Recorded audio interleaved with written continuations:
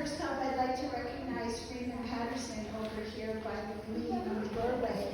He's a renowned photographer who I've taken a couple of workshops from and gotten some guidance with regards to what it is that I do and is it of any value what I do, and he really encouraged me, so it meant a lot to me that he came tonight and saw what I did, and I said, did I do good? He said yes. So I have a degree of nursing, but I have an advanced degree of curiosity, and that's what has fueled my passion for photographing oyster shells up close. And nature has these beautiful miniature abstracts in small sections of oyster shell. We're now aware of the beauty from pictures from the Hubble telescope, for instance.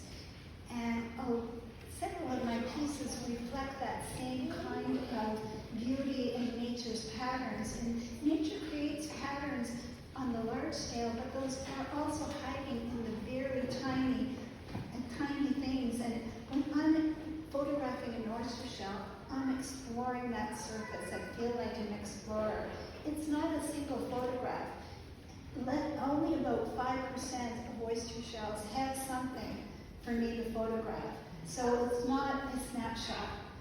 There are multiple photographs taken, each one with a sliver in focus, and then I put all of those together. Part of it's Photoshop, a lot of it was me. And sometimes I'll spend hours, and at the end, it doesn't work, and I have to trash the whole thing, but I keep going. The first time I photographed an oyster shell, and it happened to be one that had something that was really interesting. I photographed it and I was blown away. And I photographed it and looked for others because it was darn pretty. And afterwards, my advanced degree of curiosity kicked in and thought, well, what am I photographing? And I visited oyster growers, and one took me out on his leads. He loved what I did. He thought it was raising the profile of the oyster industry, and I'm allergic to oysters, by the way.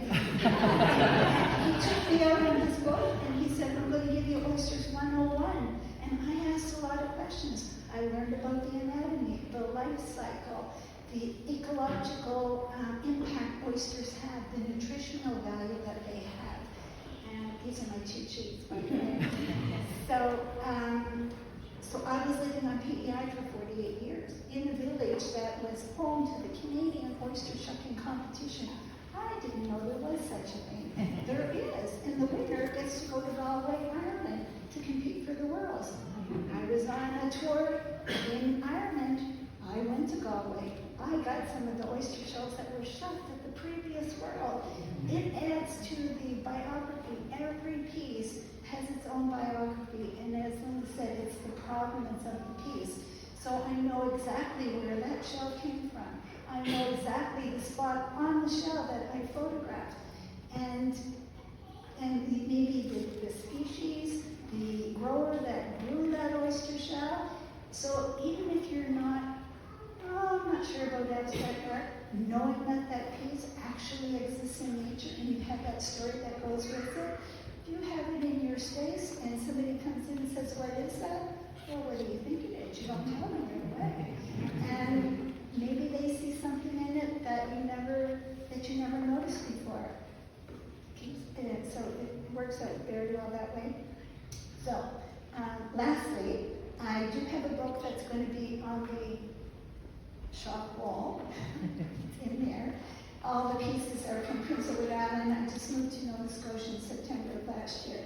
All of those are from Prince Edward Island, but the exhibit has oyster shells from various places in the world. I have oyster angels that provide me with shells from other places that I haven't traveled yet. So it adds to the interest for what I'm doing and my advanced degree of curiosity. I have to know various places, various aquaculture practices. So, and I have a website, really complicated, oysterart.ca, not .com.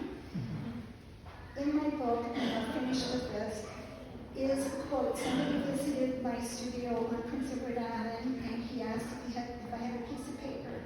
And he wrote down, and he said, here, I want you to have this.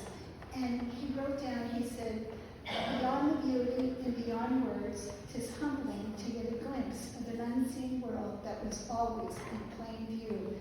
You never look at an oyster shell the same way again.